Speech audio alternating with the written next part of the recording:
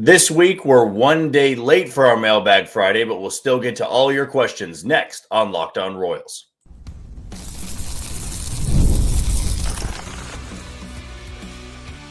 You are Locked On Royals, your daily Kansas City Royals podcast. Part of the Locked On Podcast Network, your team every day. You are tuned in to another edition of Locked On Royals in the Locked On Podcast Network. I'm your host, Jack Johnson, and you can find me on Twitter at JohnnyJ_15. That is at JOHNYJ_15. You also can catch us on wherever you listen to podcasts. That can be Spotify, Apple Podcast, Amazon Music, Google Podcast, Odyssey, and YouTube. Just be sure to hit the follow button and subscribe. For you first-time listeners wondering how this channel works, I bring you episodes Monday through Friday, 30-minute episodes in length, and we also have the Locked On Royals postcast, which is hosted by Chance Lebo. If you want to know a little bit more about Chance, we did an episode on Thursday together previewing this series against the Tigers, but Chance usually goes live to you about 15 to 20 minutes after each and every game. Before we get started, I want to tell you that today's show is brought to you by Monarch Money. Take control of your finances with Monarch Money and use code LOCKEDONMLB at monarchmoney.com for 50% off your first year.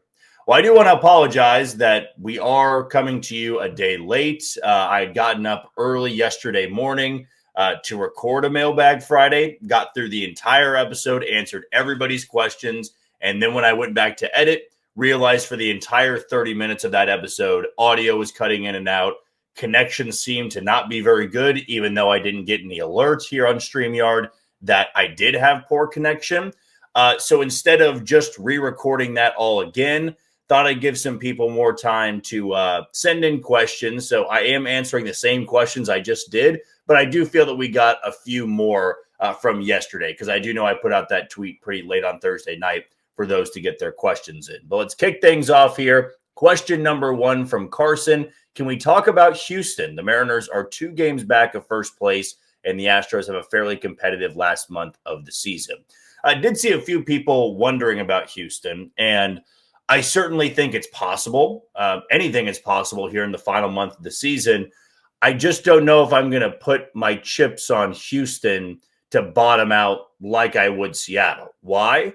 We'll go over Houston's success over the last decade. I mean, no matter who they have lost, they always seem to come through. They always seem to go on a winning streak in September. They always seem to survive and get their foot in the door of the postseason to be able to make a run. Now, last year, they got swept by Detroit in the wild card round, and they still are leading Seattle. The Mariners fortunately lost last night for the Royals because the Royals had just a lackluster performance after the first inning, but the Mariners, they also blew a 4-0 lead. So the Royals blew a 3-0 lead that they built in the first inning. Mariners blew a 4-0 lead that they built against Cleveland. So no change in the wild card race. But Houston, yes, they could bottom out here. They just got Yordan Alvarez back, though.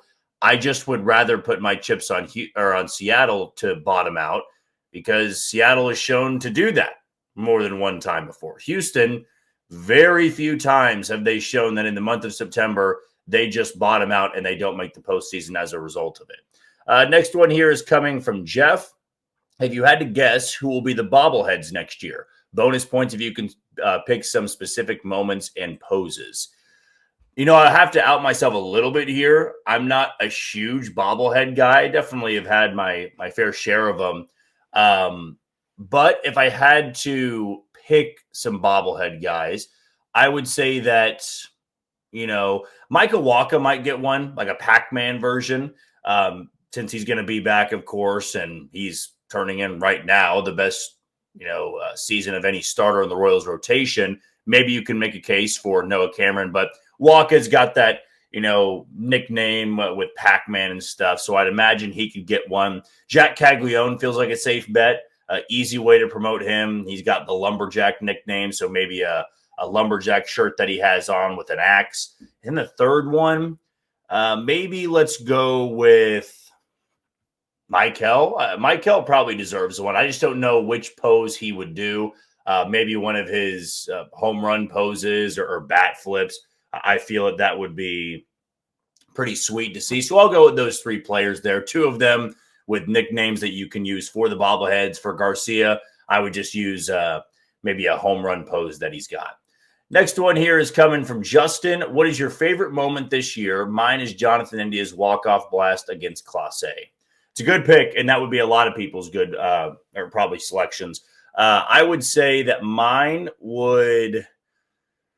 I would go to the game in Seattle when it was Carlos Estevez against Cal Raleigh to end the game. That's just power on power. And as a baseball junkie myself, I love seeing power on power. My favorite at bat ever would be Eric Gagne versus Barry Bonds, just 100, 100, 100. And Bonds ends up homering off Gagne. But that to me was the most incredible pitcher-hitter duel that you can go back and watch. Even I know I've got a couple of younger listeners that are even younger than myself, but I don't even know if you need to see it in person or to see it on TV to truly appreciate how awesome that was. Just go on YouTube and look it up. So for that type of power on power, not quite the same. Raleigh's not Bonds, and Carlos Estevez is not Eric Gagne, but Estevez was pumping upper 90s. Cal Raleigh was the home run leader at that point, and Estevez got him to ground out to end the game. And that was I'm going right at him. We're not pitching around him. There was a base open, and that moment was just really cool to me. So that would probably be my favorite moment in game of the season. Jonathan India, though, absolutely would be a close second for me. This one's coming from Steve. Great show, Jack. Appreciate the kind words. Do you think that the Fermin trade for Berger will be one of the great trades in Royals history?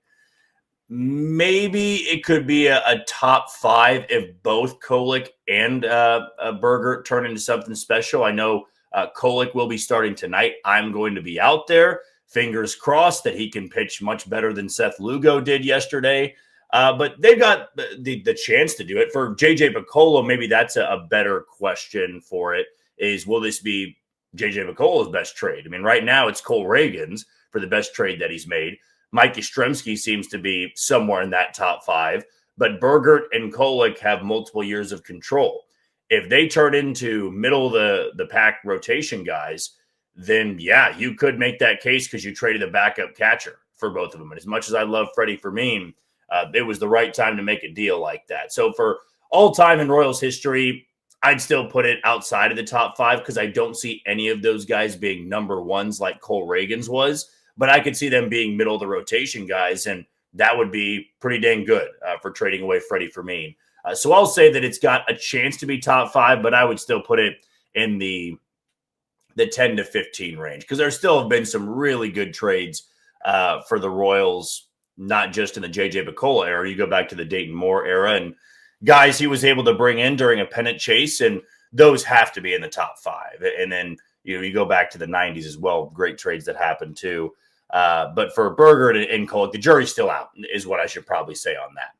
This next one is coming from RT.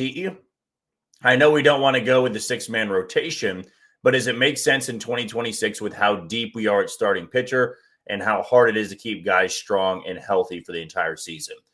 I don't know if I would get on board with a 6-man rotation in April and May.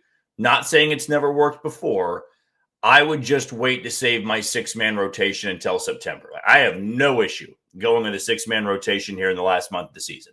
Seth Lugo clearly isn't right. Noah Cameron has surpassed his workload basically that he's ever had before at the professional level.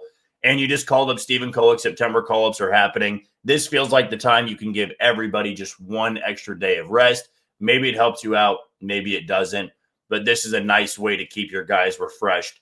If you do pull a miracle out of your hat and get into the postseason. But in April and May, these guys need to be starting every 5th day and building up their arms. And you don't really have a good opportunity to build up your arms in April and May if you're getting that extra day of rest.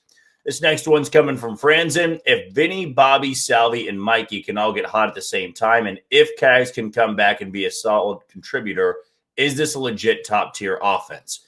If we're talking about top tier, would it be top 5 in all of baseball? Is it top 10 in all of baseball? I'll go with top 5 here. That's, 2 All-Stars and Bobby Witt Jr. and Michael Garcia from this past year. Bobby's got MVP potential. Michael Garcia is going to be a 5 to 6 WAR player this season. Vinny's going to run into 35 to 40 home runs this year.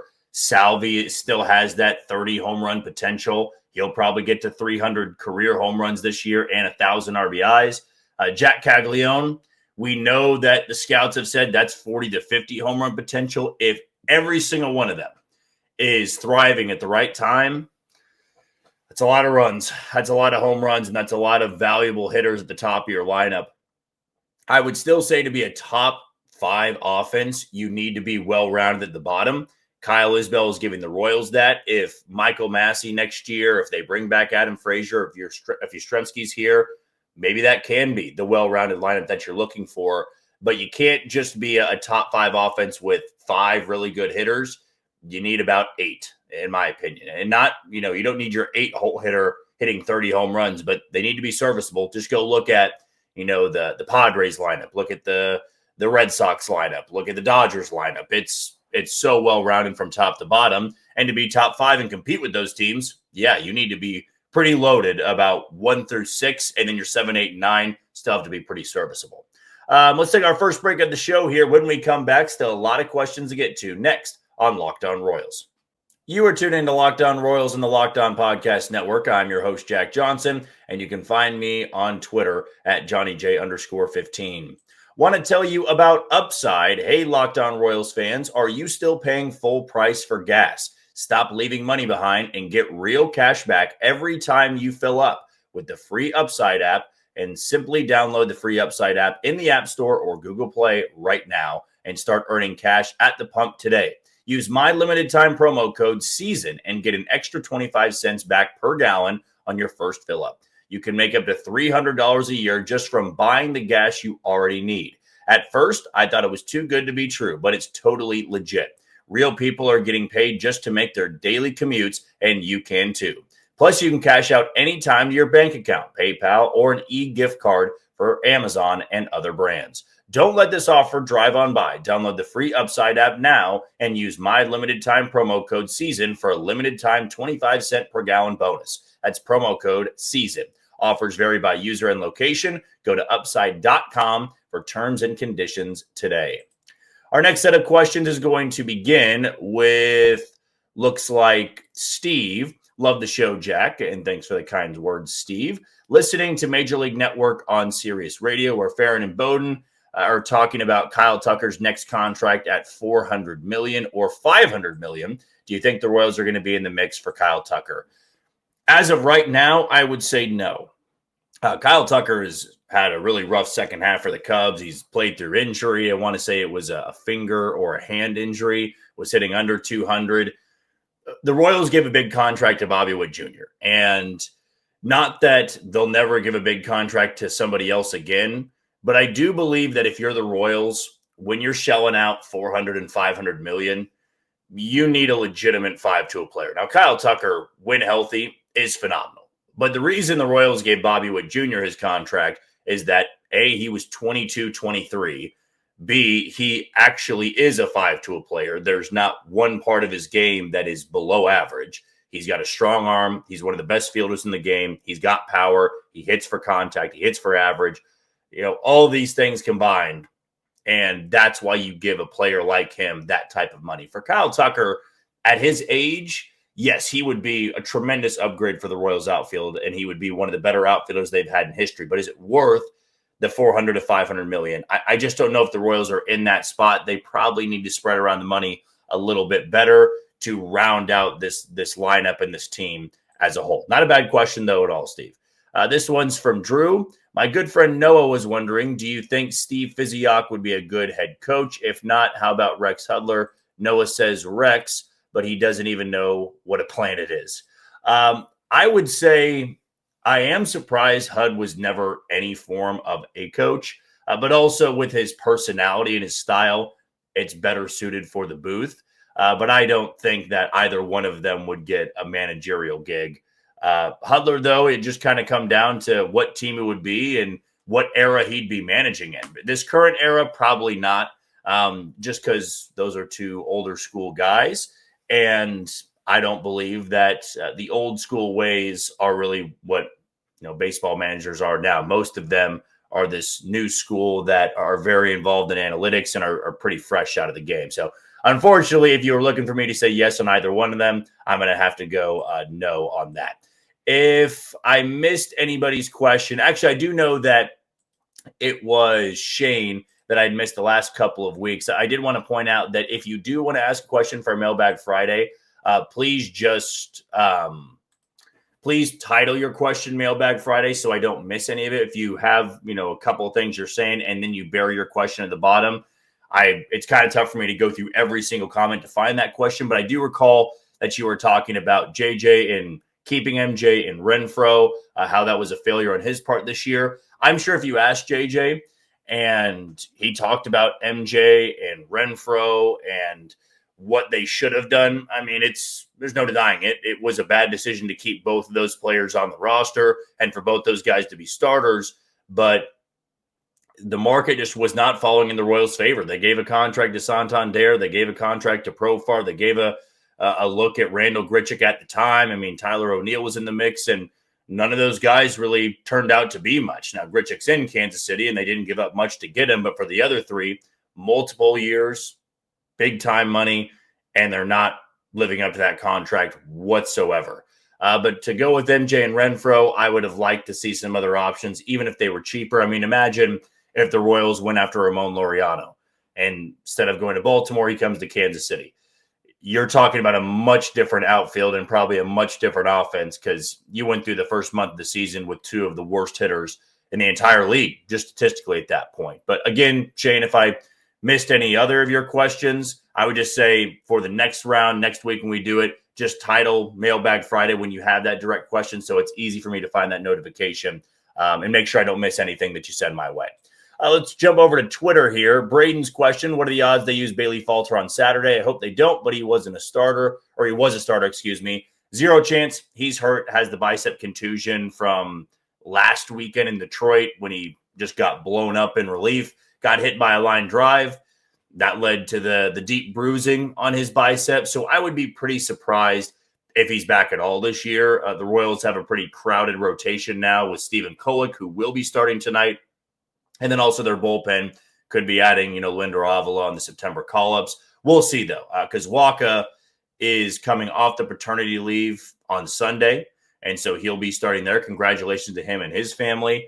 But I would say when September rolls around, Kolek's probably coming back up. Now that we know he's starting, that feels like a pretty easy pick, though.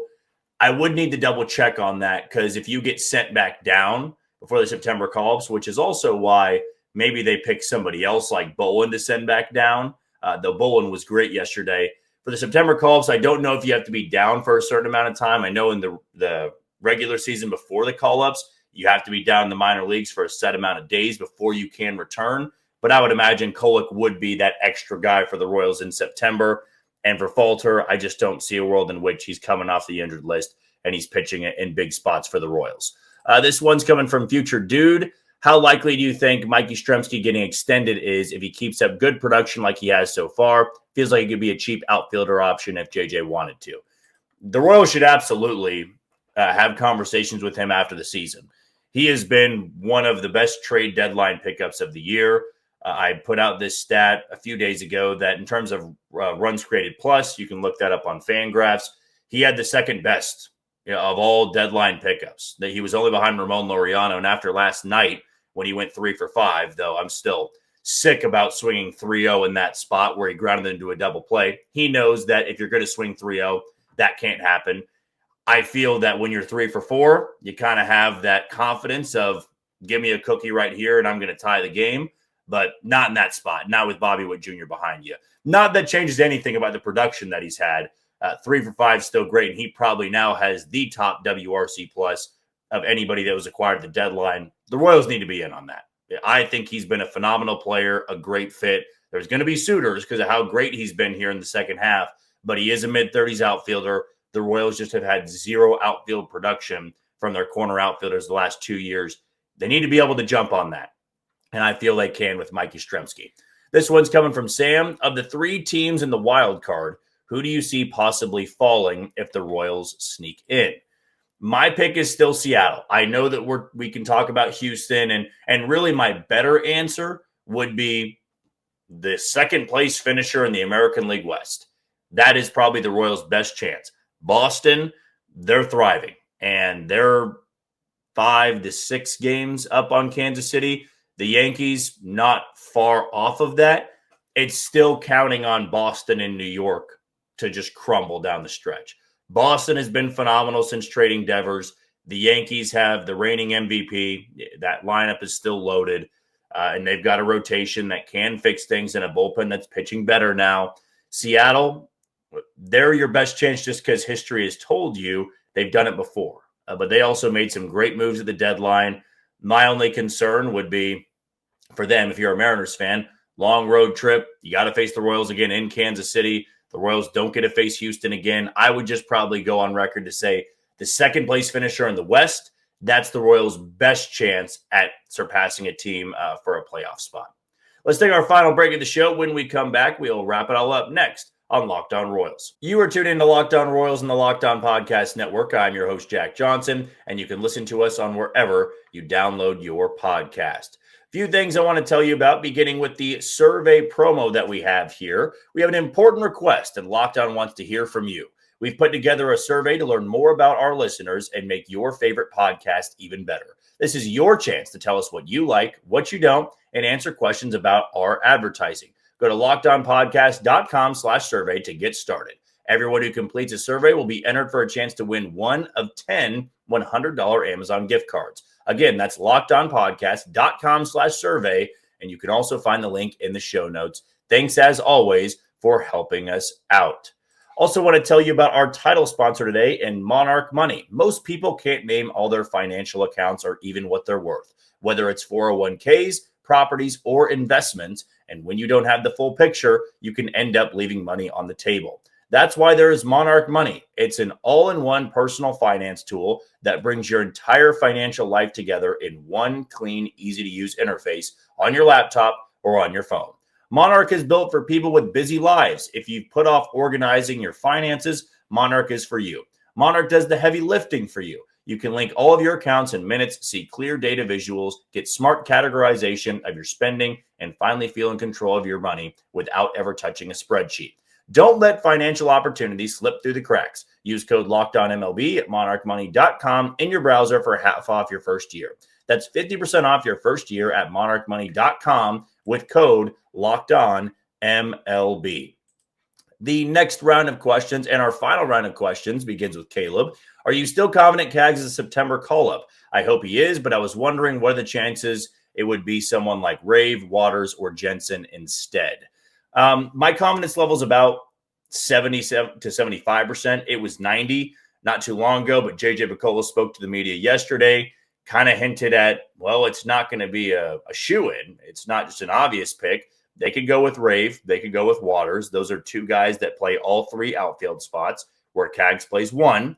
And now the lineup has changed when you've got Yastrzemski playing every single night in right field against righties, and you have Vinny at first base. I guess you could DH Caglione coming up, and that would be my pick. But I could see a world in which the Royals want Rave back up, or maybe they want Waters just to have the defensive flexibility. And Cags can finish the year on a high, hitting very well in AAA Omaha. But my confidence level is probably down to about 75%. Could also be a smokescreen.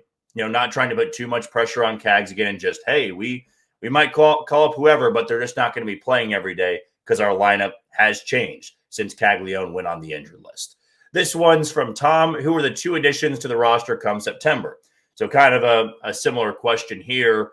My pick will be Stephen Kolek. He's going to be starting tonight, and then maybe they could find a world to just keep him up here because Monday is the call-ups, and they could demote him after the game tonight or tomorrow morning when Michael Wacha comes off the paternity list. That probably would be the move, is my guess, just because you want to have a healthy bullpen, a fully available bullpen against Tarek Skubal.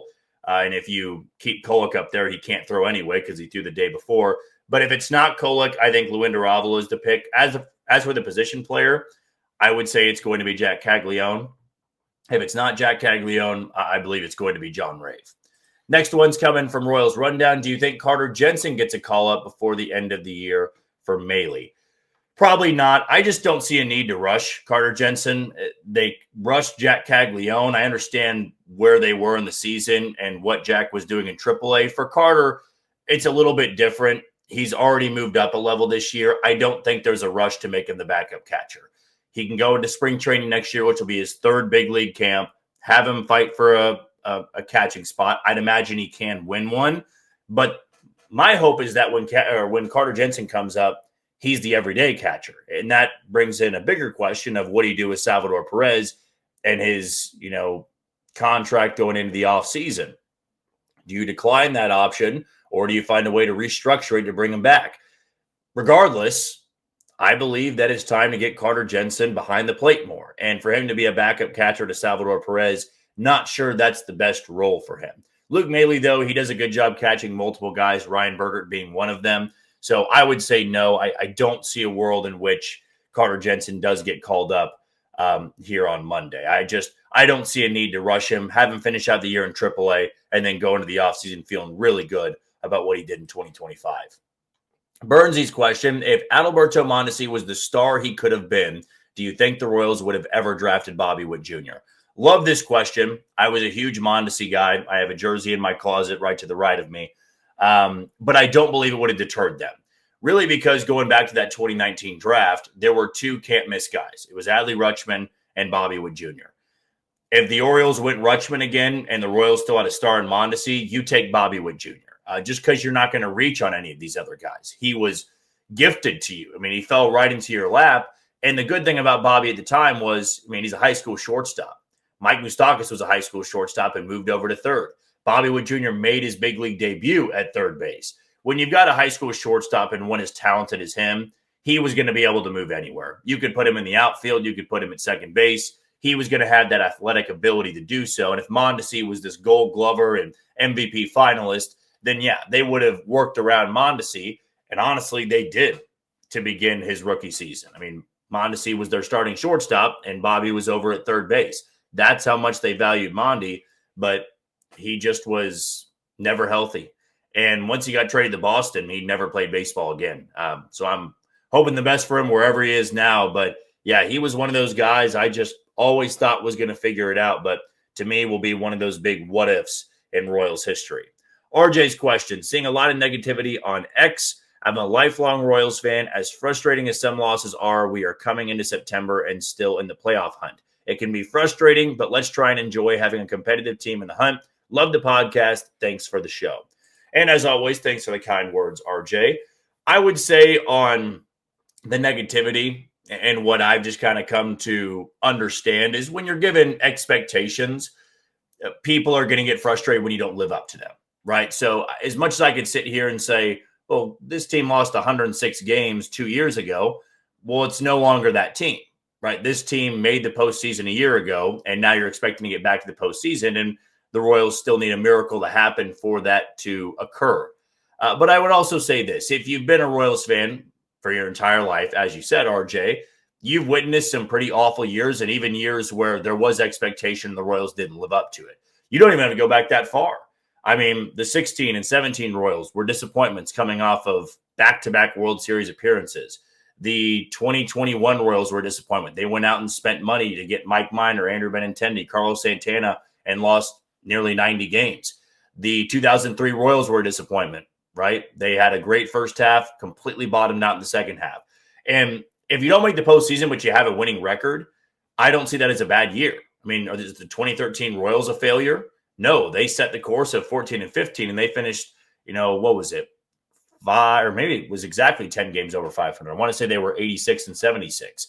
So no, it won't be a failure, but I believe that you'll look back at this month of June and go, man, if they just played average baseball that month, you're not even worried about a playoff spot right now. That's how good they've been in the second half and how bad they'd been in the month of June. But this, I could see sparking the front office to be maybe a little bit more aggressive offensively than they were in the last offseason. But I hear you. The negativity is always going to be there. If the Royals were, a 100-win team and they, lost a big series, that's every fan base though, right? It's not just the Royals.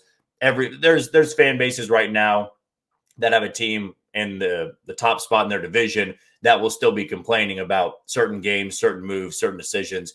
That's just, baseball 101. It's hard to stay the course with it when you play every single day.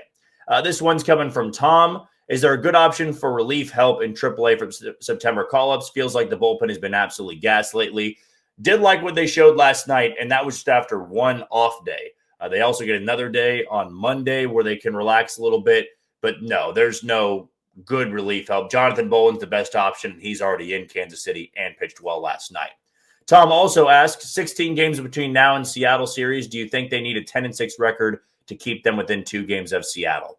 I'd imagine that can get it done. If you are 4 games over 500 after losing last night, you still feel that this team being at that point 7 games over, maybe 8 games over 500, that keeps you within striking distance of Seattle, unless the Mariners go on a ridiculous tear between now and the time they come to Kansas City. Prepsley's question, why does it seem like we usually don't come through against the big boys? Well, it's just a talent, really. I mean, some of these teams they face that are the best in baseball, they've got superstars and multiple superstars on the team. The Royals have legitimately one superstar on the team.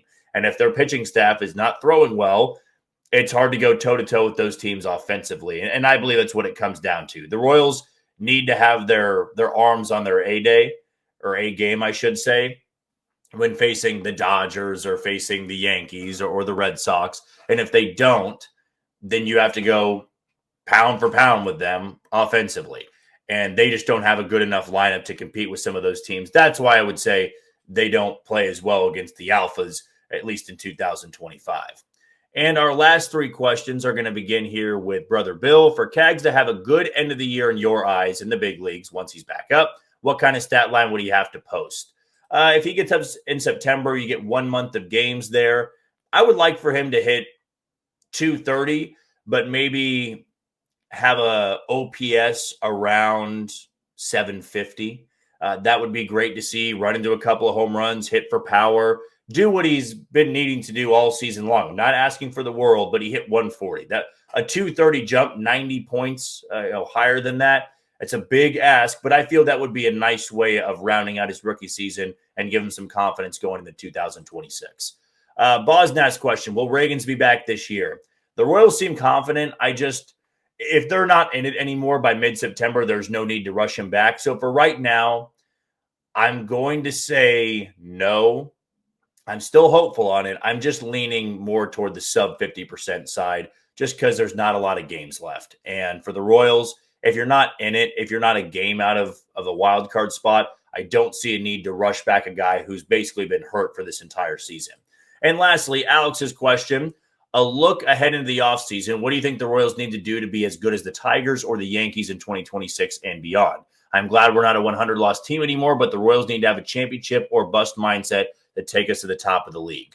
If I had to make a couple of moves, I mean, look at what they did at the deadline offensively. You had Adam Frazier, which was 2 weeks before the deadline, Randall Grichuk, and Mike Yastrzemski. And look at how they've played in the second half. Like, just having league average bats in certain spots in the lineup turned this team from a 500 group to like 10 games over 500. Now, not overall on the record, but how many games they've won in the second half and what they've done in July and August, or the back half of July and August. They've been much better. So you have to find a way to go get league average bats or better in right field and in left field and in second base. And if you're able to do all 3 of those things, that is going to put them in that Tigers territory, because the rotation is going to have the depth next year. The bullpen I'm not too concerned about. And you've still got your centerpieces in Bobby Witt Jr., Vinny, Michael, and Salvador Perez to build around, though maybe even take pressure off Salvi. He doesn't need to be the face of that lineup anymore. You've got guys that are more productive than him. But the corner outfield spots, you got to be able to hit on those and make sure that they can be those league average bats, because the first part of this year, they didn't just get poor production. They got some of the worst production in the entire sport in right field and left field and at second base. So we'll see what they try to target in the offseason, but I imagine they go pretty heavy in targeting those 3 spots. Well, that's going to do it for another edition of Locked On Royals on the Locked On Podcast Network. I've been your host, Jack Johnson. It's another big moment on Locked On, college football fans. Locked On and Fire TV present College Football Kickoff, your ultimate college football weekly preview. Drake Toll of Locked On Big 12 leads the conversation alongside 2-time AP Coach of the Year, Gary Patterson, former College Stars Jesse Holley, and Locked On's local experts. A college football preview only Locked On can do. Catch College Football Kickoff every Thursday throughout the season, only on Fire TV. Well, I appreciate everybody waiting one extra day for our mailbag, but hopefully I got to everybody's question. If I did not, respond below to this video and we'll answer it by the end of the weekend. But until Monday, you take it easy, Kansas City.